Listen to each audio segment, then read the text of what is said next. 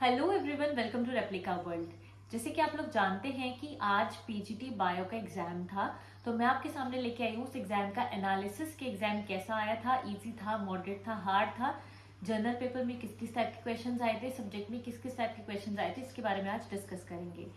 तो जो PGT bio का एग्जाम था, कीवीएस पीजीटी बायो का जो एग्जाम था वो फर्स्ट शिफ्ट में देखने को मिला, यानी कि 9 to 12 शिफ्ट में था। अगर हम इस एग्जाम के लेवल की बात करें तो ये एग्जाम इजी तो बिल्कुल भी नहीं था। हम इस एग्जाम को मॉडरेट टू हार्ड कह सकते हैं, मतलब कि कुछ क्वेश्चंस मॉडरेट लेवल के थे और कुछ हमारे हार्ड थे। तो हम कह सकते हैं कि अब ये जो एग्जाम का लेवल है ये थोड़ा सा अप देखने को मिला। जैसे कि हम अब सेक्शन वाइज बात करेंगे कि किस सेक्शन में किस तरीके के क्वेश्चंस थे। तो सबसे पहले हम जनरल सेक्शन में इंग्लिश के बारे में बात करते हैं कि इंग्लिश में किस तरीके के क्वेश्चंस थे। तो जैसे कि हमने टीजीटी के पेपर में देखा था, इंग्लिश उसी तरीके की थी, इंग्लिश हार्ड नहीं थी। हम इंग्लिश को उसी लेवल का कहेंगे, इजी टू मॉडरेट लेवल का बोलेंगे। तो इंग्लिश में यहाँ पे एक क्वेश्चन एक्टिव पैसिव का था, एक्सपेक्टेड था, क्योंकि सभी शिफ्ट में टीजीटी की एक्टिव पैसिव का क्वेश्चन आ रहा था। तो एक एक्टिव पैसिव का क्वेश्चन था, एक डायरेक्ट इनडायरेक्ट का क्वेश्चन था, एक आपका एंटोनिम सिनोनिम से पूछ रहे थे तो वो आया था। एक आज वर्ड आया था थ्रिफ्टी, थ्रिफ्टी का एंटोनिम पूछा गया था, तो ये पूछा गया था। इसके अलावा बहुत अंडरस्टूड थी ये वाली चीज भी कि फ्रेजल वर्ब के क्वेश्चन जरूर आएंगे, 2-3 क्वेश्चन थे फ्रेजल वर्ब के। इसके बाद इसके अलावा एक रीअरेंज का क्वेश्चन था, जैसे कि टीजीटी में देखने को मिला था, रीअरेंज दी फॉलोइंग ऑप्शन, जिससे कि अच्छा सेंटेंस या एक मीनिंगफुल सेंटेंस बन जाए। अब इसके अलावा एक हमारा एरर का क्वेश्चन भी था। तो इस तरीके के हमारे कुछ क्वेश्चंस थे। मैंने आपके लिए पूरा राइट डाउन किया हुआ है मेमोरी के बेसिस पे कि कौन कौन से क्वेश्चंस आए थे। तो ये वाली बात हो गई इंग्लिश की। तो इंग्लिश को हम बोल सकते हैं कि इजी था और कुछ क्वेश्चंस मॉडरेट थे, बट ठीक था। हिंदी की अगर बात करें तो हिंदी बहुत बढ़िया आया था, पहले की तरह टीजीटी में जैसे आ रहा था, पैसेज बेस्ड था, पैसेज था एक, उसके बेसिस पे क्वेश्चंस पूछे हुए थे ज्यादातर। तो पैसेज के बेसिस पे 2-3 क्वेश्चन पूछे हुए थे। इसके अलावा हिंदी में अगर हम बात करें तो उपसर्ग का एक क्वेश्चन था, एक प्रत्यय का क्वेश्चन था, एक विलोम का जो पेयर होता है कौन सा तर्क संगत है, कौन सा असंगत है, इस तरीके के क्वेश्चंस थे। इसके अलावा ये कुछ हमारे क्वेश्चंस थे, ठीक है, इतना ही मुझे याद आया था। संधि का एक क्वेश्चन था, तो ये हिंदी था, हिंदी भी इजी था। ठीक है, अब हम बात करें अगर कंप्यूटर की, तो कंप्यूटर भी इजी था, कुछ एक आध क्वेश्चन था, अदरवाइज सारे क्वेश्चन, पांचों के पांचों क्वेश्चन आसान ही थे।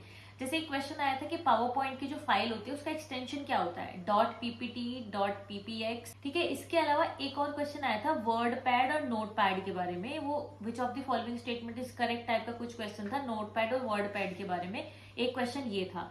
ठीक है, इसके अलावा एक कीबोर्ड का शॉर्टकट वाला क्वेश्चन था कि कंट्रोल प्लस ये होगा, सी होगा, ऐसे करके कुछ क्वेश्चन था। तो कंप्यूटर भी अच्छा था, ऐसा कोई मुश्किल कंप्यूटर का क्वेश्चन नहीं था, ठीक ठाक क्वेश्चन था। ठीक है, इसके बाद फिर अगर हम बात करें रीजनिंग की, तो रीजनिंग में बिल्कुल वही पैटर्न फॉलो हो रहा था जो हमेशा से हो रहा था। एक सिटिंग अरेंजमेंट का क्वेश्चन आया था, एक वेन डायग्राम का क्वेश्चन था, एक सिलोगिज्म का क्वेश्चन था, एक ब्लड रिलेशन का क्वेश्चन था।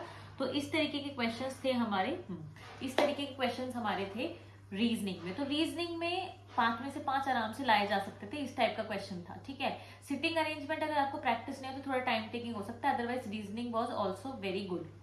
नेक्स्ट हम बात करते हैं अगर हमारी जीके की, तो जीके में एक बायो का क्वेश्चन था कोई जनरल सा। ठीक है, इसके अलावा जो हमारे 3-4 करंट अफेयर्स थे, बाकी स्टैटिक था, तो सही था जीके भी। बट वही है कि जीके मतलब सभी लोगों का ऐसा ऐसा ही जाएगा जिन्होंने जीके नहीं पढ़ी, क्योंकि सब टाइम ही बहुत कम था, अपना सब्जेक्ट ही पढ़ने में बहुत मुश्किल हो रही थी। तो जीके का तो थोड़ा ऐसा ही जाएगा। बट हाँ ये है कि अगर आपने जीके बिल्कुल भी नहीं पढ़ी थी तो 3-4 नंबर तो आ ही जाएंगे, ये वाला सिस्टम था।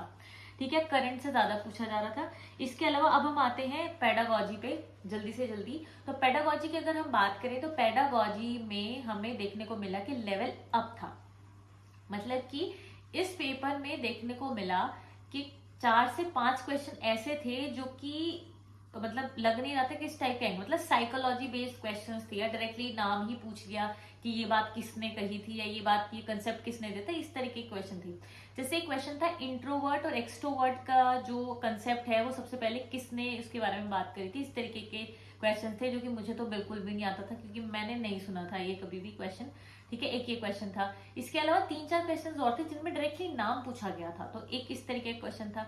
और पेडागॉजी में मुझे लगा कि हाँ लेवल अप कर दिया गया है, क्योंकि टीजीटी में पेडागोजी मुझे कंपैरेटिवली इजी लगी थी। ऐसा नहीं था कि मुश्किल थी बहुत ज्यादा, बट हाँ बोल सकते हैं मॉडरेट थी और कुछ क्वेश्चंस हार्ड भी थे। अब पेडागोजी में देखो हार्ड की बात क्या होती है, ऐसा नहीं है कि कोई कंसेप्ट हमें आता ही नहीं है। प्रॉब्लम ये होती है कि जब हम क्वेश्चंस में फंस जाते हैं, मतलब कि दो ऑप्शन ऐसे होते हैं जो कि बिल्कुल एक जैसे लगते हैं और बिल्कुल एक जैसे होते भी हैं 99%, बस इतना सा फर्क होता है। और वो साइकोलॉजी पे डिपेंड करता है, सोचने के तरीके पे डिपेंड करता है कि वो लोग जिन्होंने क्वेश्चन पेपर बनाया है वो हमारे से क्या एक्सपेक्ट कर रहे हैं और हम किस नजर से देख रहे हैं, और उस चीज में फिर डिफरेंस हो जाता है और वो क्वेश्चन और जो ऑप्शंस है वो इधर उधर हो जाते हैं। तो मतलब ये है कि सब कुछ वही है कि आपकी सोच उनकी सोच से मैच कर पा रही है या नहीं कर पा रही है। बहुत सारे क्वेश्चंस ऐसे थे। तो अब मैं कुछ क्वेश्चंस डिस्कस करूंगी। मैंने काफी क्वेश्चंस रिकॉल किए और बहुत सारे रिकॉल हो भी गए, तो मैं आपके साथ डिस्कस करूंगी कि कौन कौन से क्वेश्चन आए थे, ताकि आगे जो पीजीटी वाले बच्चे हैं या जो पीआरटी वाले बच्चे हैं उनको थोड़ा पता चल जाए कि किस तरीके के क्वेश्चन पूछे जा रहे हैं। देखिए बहुत अच्छे से सिलेबस को कवर किया जा रहा है केवीएस ने। कोई भी ऐसा नहीं है कि कोई टॉपिक या कोई यूनिट बिल्कुल ही छोड़ दी, बहुत अच्छे से कवर कर रहे हैं क्योंकि यूनिट वाइज आ रहा है। 3 हमारे सेक्शंस हैं पेडागोजी में भी, तीनों में से आ रहा है और हर एक टॉपिक को कवर करने की कोशिश की जा रही है।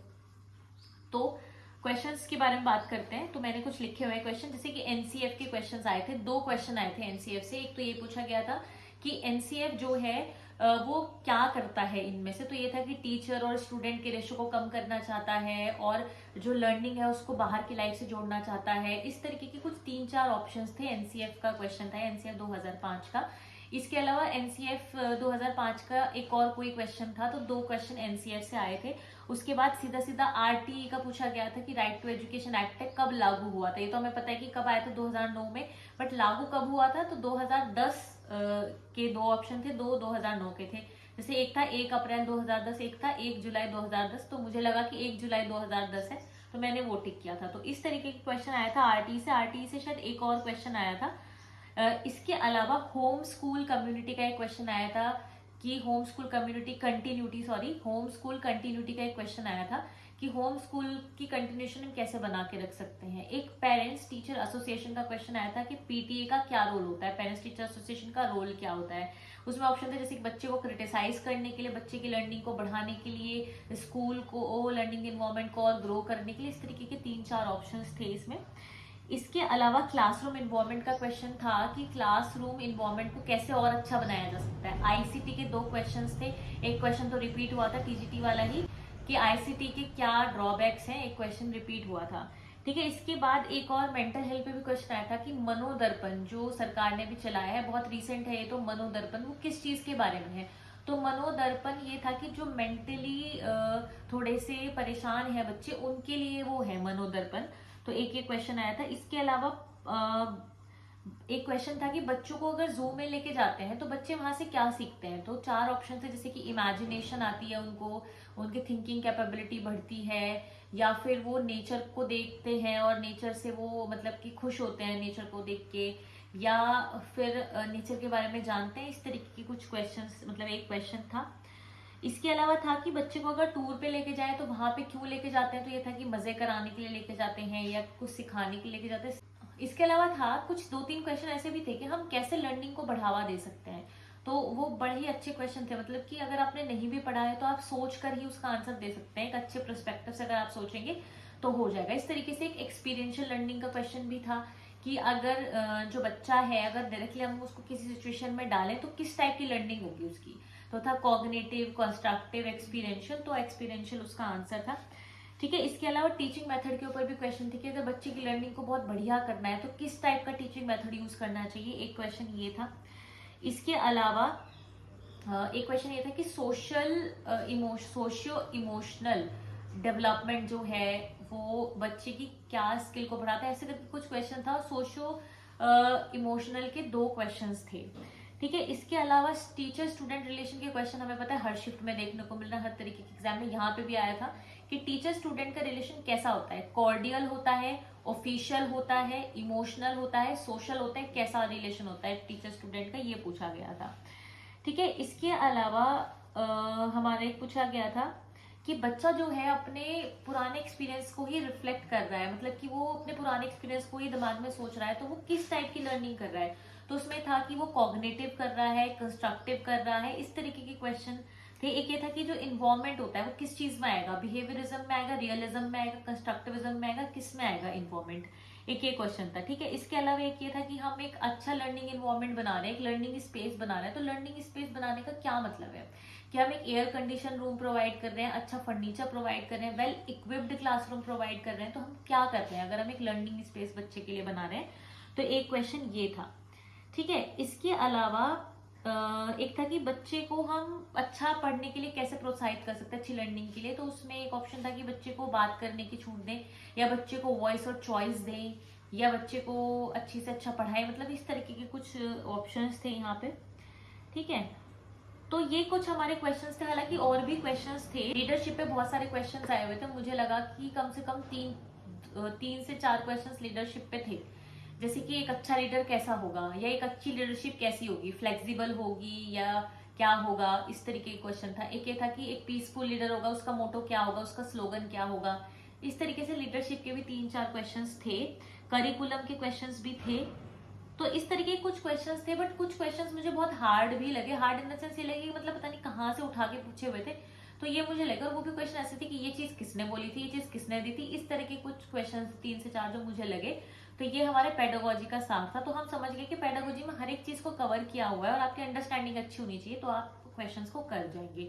ठीक है, तो ये वाली बात हो गई हमारी पेडागोजी की। अब हम बात करते हैं बायो के सेक्शन के बारे में। अगर आप जनरल वाले हैं तो आप इस चीज को अब स्किप कर सकते हैं, बट अगर आप बायो के बारे में जानना चाहते हैं तो मैं बता देती हूँ कि बायो की अगर मैं बात करूँ तो मैं बोलूंगी कि सब्जेक्ट में अब तक जो भी 1-2 पीजीटी के एग्जाम्स हुए हैं उनमें हमें देखने को मिला है कि अप ही लेवल है सब्जेक्ट का। तो भाई जनरल फिर भी ठीक है, बट जो हमारा सब्जेक्ट है उसको अप किया हुआ है। ठीक है, इस तरीके से टीजीटी में भी जो हमारा सब्जेक्ट था उसको थोड़ा अप किया हुआ था, तो यहाँ पे थोड़ा सा अप किया गया है। हम ये नहीं बोल सकते कि क्वेश्चंस इजी थे।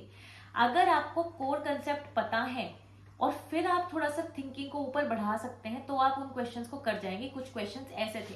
तो अगर मैं सब्जेक्ट के बारे में बात करूँ तो मैं बोलूंगी सब्जेक्ट था मॉडरेट और कुछ क्वेश्चंस हार्ड भी थे। तो मुझे सब्जेक्ट मॉडरेट लगा। इजी की बात करूँ कि जो डायरेक्ट क्वेश्चंस थे तो वो कम ही थे, मीडियम क्वेश्चंस जो थे वो बहुत ज्यादा थे यहाँ पे। मतलब मॉडरेट था पेपर जो हम अगर अपने सब्जेक्ट की बात करें तो मॉडरेट था, कुछ हार्ड भी थे। ठीक है, बट मैं ये बोलूंगी मॉडरेट था। अब जैसे जो आगे वाले पीजीटी के एग्जाम्स आ रहे हैं या और जो एग्जाम्स आ रहे हैं तो उसमें आपको सब्जेक्ट का थोड़ा सा हाई लेवल देखने को मिलेगा, या आप बात मान के चलो, क्योंकि वो लोग भी कंपटीशन किस तरीके से कम करेंगे इसी तरीके से कम करेंगे। अच्छा, एक चीज और मुझे देखने को मिली कि केवीएस का जो पूरा सिलेबस केवीएस ने दिया हुआ था, जो सब्जेक्ट का पूरा सिलेबस केवीएस ने दिया हुआ था उसमें कुछ चैप्टर्स को काटा भी हुआ था। मैं बायो की बात कर रही हूँ और मेरे हिसाब से और सब्जेक्ट्स में भी काटा गया होगा। तो कुछ जो चैप्टर्स थे उनको कट किया हुआ था, क्योंकि वो 11th-12th में भी कट किए हुए हैं, तो वहां पे कट किया हुआ था, बट उनसे भी क्वेश्चन आए थे। तो ये एक चीज मुझे लगी। और पेपर में मुझे एक चीज और लगी कि कुछ क्वेश्चंस में एक से ज्यादा ऑप्शन सही हो सकते हैं, मुझे ऐसा लगा। तो ये वाली बात है। तो अब सारे क्वेश्चंस तो मैं डिस्कस नहीं करूंगी यहाँ पे बायो के, हो सकता है उसके लिए मैं एक सेपरेट वीडियो बना दूं, बट यहाँ पे मैं डिस्कस नहीं करूंगी। बस इतना बोलना चाहूंगी कि सब्जेक्ट जो है थोड़ा सा मुझे लगा मॉडरेट टू हार्ड था, यानी कुछ क्वेश्चंस मॉडरेट थे और कुछ हार्ड थे। इजी थे बट इतने ज्यादा इजी नहीं थे, तो मुझे ये चीज लगी। ठीक है, तो ये एक छोटी सी वीडियो थी मैं आपके लिए लेके आई थी कि कैसा पेपर मुझे लगा कि था। तो आप खुद देखिएगा कि अगर आप कोई और एग्जाम देने के लिए जा रहे हैं तो आपको कैसा पेपर लगा, और आपको शायद इससे हेल्प भी मिलेगी जनरल सेक्शन के लिए भी। तो आज के लिए सिर्फ इतना ही। मैं उम्मीद करती हूँ वीडियो आपके लिए हेल्पफुल रहेगी। हेल्पफुल रहे तो लाइक जरूर करें, शेयर करें और एप्लीकेबल को सब्सक्राइब करें।